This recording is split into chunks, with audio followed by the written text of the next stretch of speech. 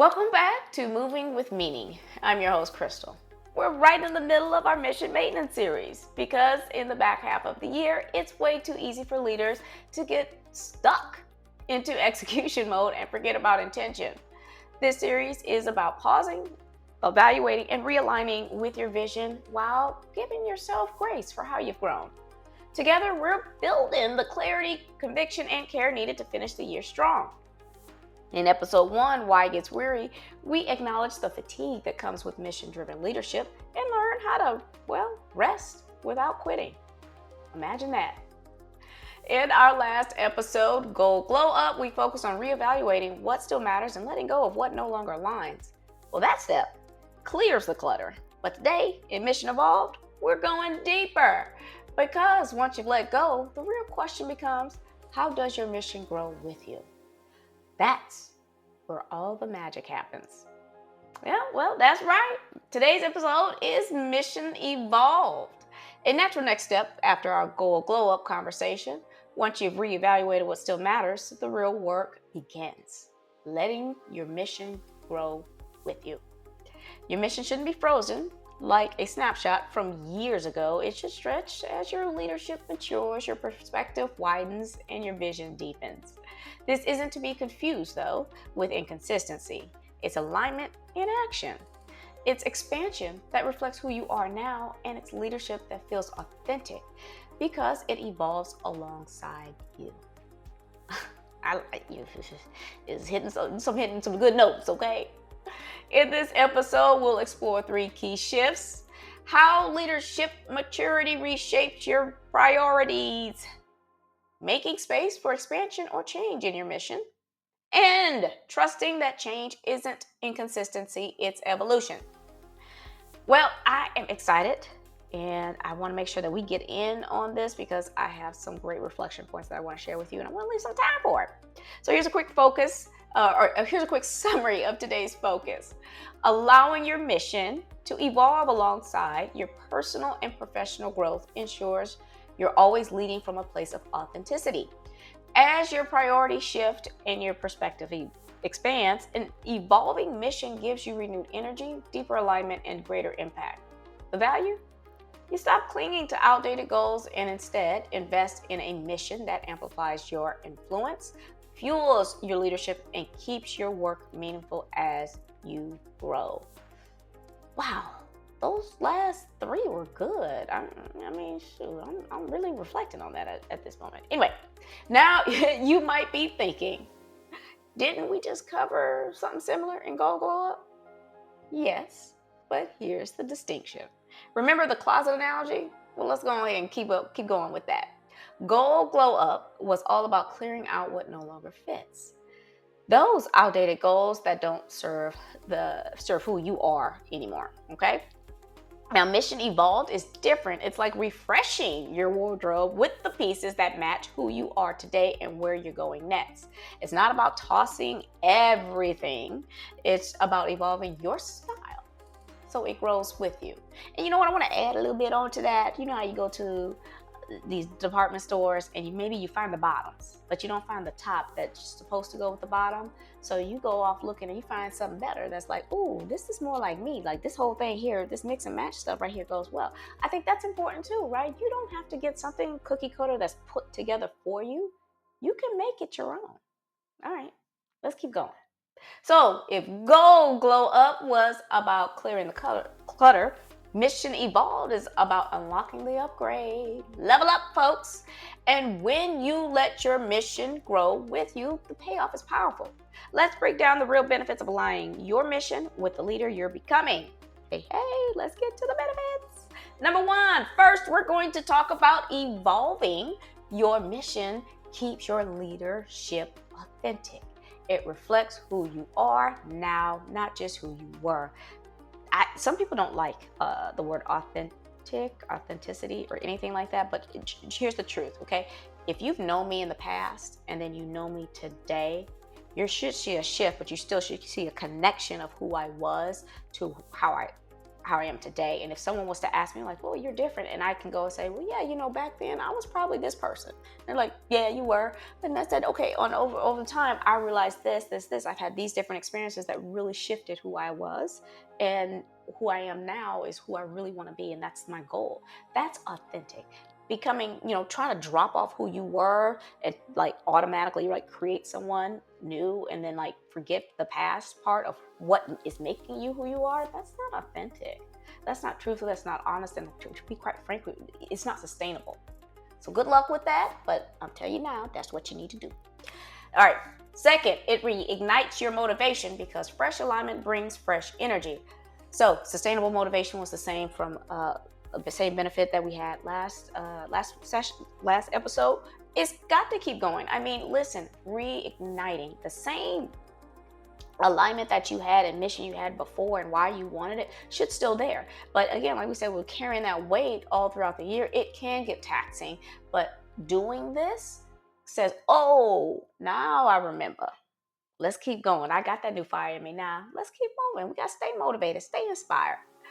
And third, it amplifies your impact. An evolved mission resonates more deeply with your team, your community, and yourself. Listen, we're going to get more into this later. I'm not going to get deep on this particular benefit because it's really about as you start to change, you start to attract additional people, both positive and negative, and you're going to have a certain impact on them. So it's really important that you surround yourself with like-minded individuals, but don't want to get ahead. So those are the big wins: authenticity, fresh energy, and greater impact. But these aren't just ideas to admire from a distance. Mission evolution shows up in real moments, in comfort rooms and living rooms, and even in those quiet pauses when you're rethinking what's next. Yeah, I had a few of them. Let's look at how this plays out in both professional and personal life. Hey, personal first. All right, number one. Family alignment. A parent who wants to find success only by career growth evolves their mission to include being more present at home, making space for family dinners, school events, and quality time. I have told you guys numerous times, I'm a career woman and a mother. These are two high priority items for me. Now, again, I'm a daughter, I'm a sister, I'm a cousin, I'm gonna have all these other titles, but these two are reigning high. I am extremely passionate about my career, and I'm extremely passionate about being a parent. And yes, at sometimes I was literally giving more to my career than I was to my children. I stopped. I just remember these things, and I'm like, man, do you guys remember when we did that? And they're like, yeah, we do. So I stopped doing that, and I started putting boundaries there. I started setting limits and giving myself the time and the space to be with my family, clear from all of the career drama, if you will, that is happening there. I've given myself space to decompress so that I can be fully present and enjoy the time with my family, because they should not bear the burden of the strain and the stress that I'm dealing with at home. Okay, so think about that, but I love it. It's helped me wonderfully. Second one, passion projects. Someone who poured all their energy into corporate milestones evolves their mission to balance career with personal passions like writing, volunteering, and or building a side business. Look, all the above. All the above. Yes, I did. I wanted to be a writer. I did not want to go into IT whatsoever. Okay, but I felt like there was no money in writing, and to writing, I was so new to it, blah, blah, blah. So let me at least get myself financially secure so that when I do go and start dipping into writing, I have like a buffer and some kind of income to keep my life going the way I like to live my life. But for some reason, I just was raising that bar. Nope, not enough till I stopped and just did it. Well, let me tell y'all something. I published my first fantasy book. I have now published my first business memoir, and my second fantasy book, the sequel to the first one, is now in development. And I have an anthology series going on. So listen, it ain't never too late. All I did was stop and do it. And I made the space for it because it was there. I just convinced myself it wasn't. Do it. Number 3, redefining success. An individual who used to measure self-worth by external achievements evolves their mission to prioritize inner fulfillment, wellness, and joy in everyday living. For me, this is tacked on straight to the first one where we were just talking about the family alignment and stuff like that. I feed off my kids and stuff like that. I love being at their events, and I'm not stressed going to them. I'm all geeked up and excited. I'm taking pictures. Like, it's everything to me. And I'm just at that point where, like, that for me is my validation. that my kids are looking for me in the stands, right? Or they're smiling and at the end they want to debrief stuff or talk to me about their day. I'm there.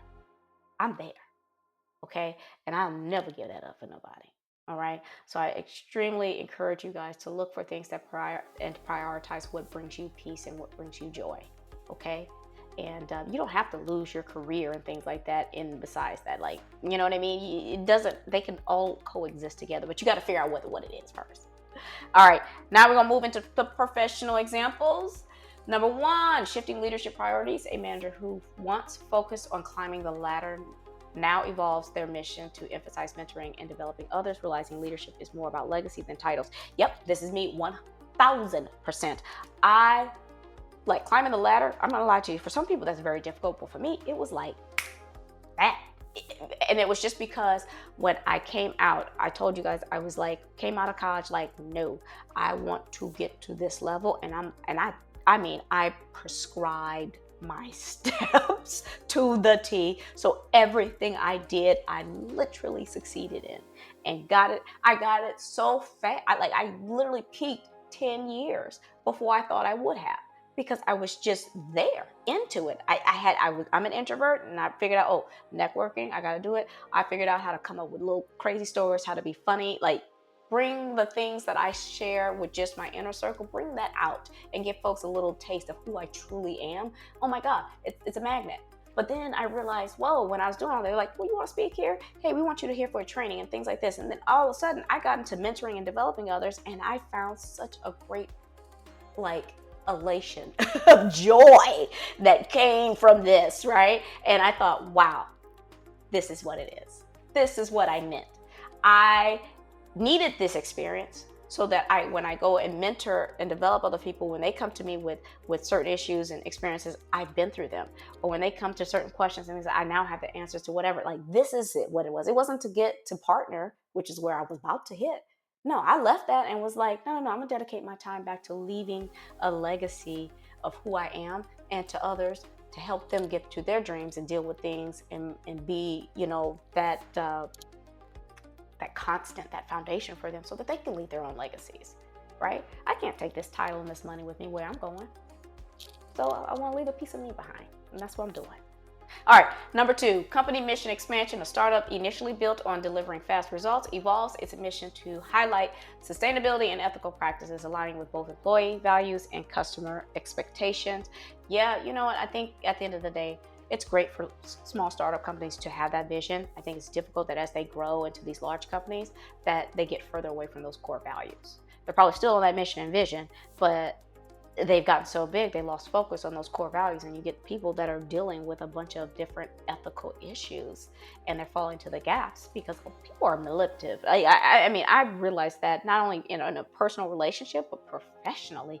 My goodness. So we end up having to protect ourselves. You figuring out how to get the hell up out of here. Like, I mean, I'm serious. Like, it's ridiculous. So I would really encourage companies who really care about their mission and values and the reason that they start up anyway and put those core values in place. Take a look at your HR stack and see how that aligns. Why are we not taking into account and changing things to put more checks and balances in place for that? I don't know. It's something to think about. I don't have that problem because my company probably gonna stay small, but if I did, I think, and I cared about it, yeah, I would probably take a look. All right, last one for professional career pivot. A corporate professional who spent years optimizing processes shifts their mission toward innovation and creativity, carving a new path in product development or design. Yeah, you know what? So this is cool. So this is someone staying in the same business that they're in, but moving into a different department with a different type of expertise and expanding. So it's different when you're in execution, right? Or you're in delivery and building things and designing things. It's another thing to go and be like, okay, now I'm going to sell this. So now you're not you're in the front lines. You're not in the back, right? Doing the work and kind of heads down and not having to be bothered with people. You have to really put on a personality. You have to engage. You have to go out. You have to mingle. You have to know things about the product. I mean, there's a lot of customer management that needs to happen. And so going into that route and knowing that you're capable of doing it and you do that, I mean, do that. That's a great career shift, right? It adds more to your toolbox. And even if you go back to where you were, because you're like, man, I ain't like too much, you've gained something there that you're going to bring back. So it's a win-win all the way around. All right. Seeing how mission evolution can play out is exciting, but living is a whole different game. Evolving your mission isn't just about clarity and courage. It's also about confronting the doubts, fears, and roadblocks that pop up the moment you start that shift. Don't it? Why things gotta be that way? Anyway, let's talk about the challenges that can make this feel harder than it has to be. Ain't it though? Number one, fear of being seen as inconsistent. Leaders often worry that shifting their mission will make them look unfocused or unreliable, even though growth naturally brings change. Yes, okay. So as we move to a different position, you can't take the same mindset to a new level. You can't take the mindset to a new place of employment. You can't do these things. Like certain things that you've had, it was to fit that space, that time, that season, whatever it was. Okay, but you yourself have grown. I don't care if you've taken leadership courses. I don't care if you've taken, personal, you took some therapy, you're doing something, and now you have changed entirely, and you going back and you're like, wow, this was not who I want to be, and I need to start moving in different ways. And when you feel like it's starting to become inconsistent and people are starting to ask questions, just explain it to them, and you'll figure out the words, right? Sharing your growth is so important to others, and it's so impactful, it's inspirational. So don't be afraid, right? Embrace that bad boy. Number two, attachment to old success metrics. It's hard to release goals that once defined your success, especially when they earn praise, recognition, or status. So here's the thing. For me, climbing that career and about my performance in IT, the incentives are there, okay? And when I stopped and stepped back and said, okay, I'm gonna go back and do more, do less like money type of revenue development type of thing, which is delivering solutions and whatever, but start to mentor other people so that they can go out and make us better at what we deliver, things like that. You don't get as much because they're hidden. It's like they're hidden revenue. Like you've heard of hidden costs, right? These are hidden revenue generators. And so it's very difficult to really showcase that, right? Because it's like you might have put the effort, you're a great teacher, might have put the effort in that, but that person didn't go off and do whatever they were supposed, that you taught them, things like that. So there's a risk in that, but I truly felt so driven to it that it didn't matter, right? And so it's very difficult because you almost want to go back to that because you're like, what? Wait, that check don't look the same. Am I really doing what I'm supposed to be doing? You are. Keep going. You never know where that's going to take you because the dividends in the end paid off for me 100-fold. All right. Next one, external pressure and expectations. Stakeholders, teams, or peers may resist your shift, preferring the comfort of what's familiar over the unknown of what's next. And yeah, that's true. People will get uncomfortable when they see you change and they're like, oh, they're going to change now. I got to change. So they may try to force you to stay exactly where you are. Don't let them say no to them naysayers. Okay. Make them move. Okay. This is your space. They want to enter it. They got to enter it correct. All right. So try not to fall back into what's comfortable and try not to be bullied into being who you were for the sake of your comfort or the sake of theirs. Simply put. Next one, uncertainty about the new direction. Redefining your vision can feel like stepping into the dark without a map, making even confident leaders second guess themselves. And look, I do this. Okay, I'm moving and grooving all the time and I get nervous.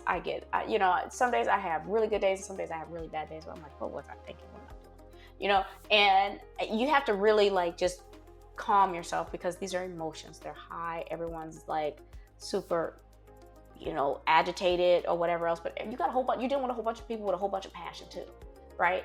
And so it's just be clear and calm in yourself. Have the commitment and conviction that you know what you're doing and let that go away. But I think I got a couple strategies here to help you deal with all of these frustrations and challenges. All right. So at the end of the day, these challenges are extremely true and they can feel very heavy, right? But they're not roadblocks, they're signposts. They're showing you exactly where growth is asking for your attention. So let's shift gears and talk about a few simple strategies to help you navigate this evolution with clarity and confidence. Number one, clarify your core drivers. Before your mission can evolve, get clear on what drives you now. Identify your top 3 core values or priorities and ask, how have these shifted from when I first defined my mission? This creates a strong anchor. So any change you make, build on what truly matters to you today. I think that's very true. Remember what I told you? You can't leave your past and move on to the future, because if you start to forget that stuff, like, or whatever else, you're doomed to repeat it, right? And you're going to find yourself right back where you were. Even though you did major shifts and changes, you didn't do the homework, you didn't do the inner work, you didn't do the reevaluation to really understand why that doesn't fit anymore where I'm going. Or maybe it does, it just needs to be, maybe I need to restate it differently now because I have more clarity on what I mean by that. Give it a try. I think it's great. I do all the time. I like it. Number 2, build an evolution circle. Surrounding yourself, with trusted peers, mentors, or advisors who can give you honest feedback and encouragement as your mission shifts. Having a sounding board helps quiet self-doubt and clarifies next steps. Amen. I honestly don't want to say anything else about that, right? But at the end of the day, you don't want to be the only one in your circle giving advice. You just don't want to do that. You need, it should be a trade-off, hand in hand, because everybody has value and everyone matters. So at some point in time, let them be who they are to you. Now, then again, if that is what that is, you need to find a new circle. That circle just ain't meant for what you talk about over there. Don't share that stuff. Go find another one, and this whatever else. You ain't got to drop one if you don't, you know what I mean? If that's your crew, let it be that. Don't try to change them to be who they're not, okay? But look for like-minded individuals. I think it's very important to fellowship and socialize with like-minded individuals because y'all all motivate each other. All right, next strategy, document your shifts. This is the key to all them roadblocks and frustrations and challenges that we had talked about earlier. Keep it going. So write down what you're releasing, what you're keeping, and what you're leaning toward.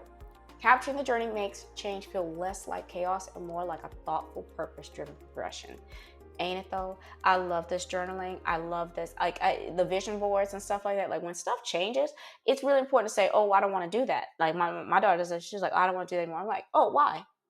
Oh, and she explains it to me, whatever else. And in that moment, because she said it, she's capturing the memory of why she moved, right? And so now she makes it's intentional. And when I asked, I said, so what about this is helping you get to where you're going that you had to drop that off, right? And it's like, oh, this or whatever else. So she feels now she's more encouraged, she's more motivated, she's more grounded and rooted in where direction she's going because she literally can explain it.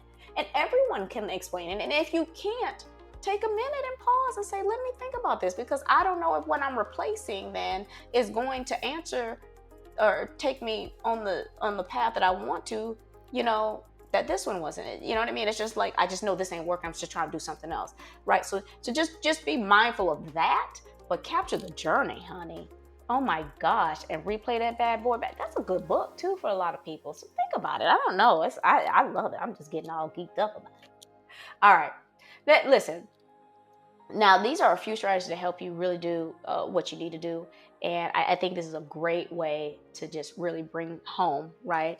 And in this episode with a perfect message about reigniting who you are becoming, right? And making sure that everything that you do to get there is intentional and meaningful.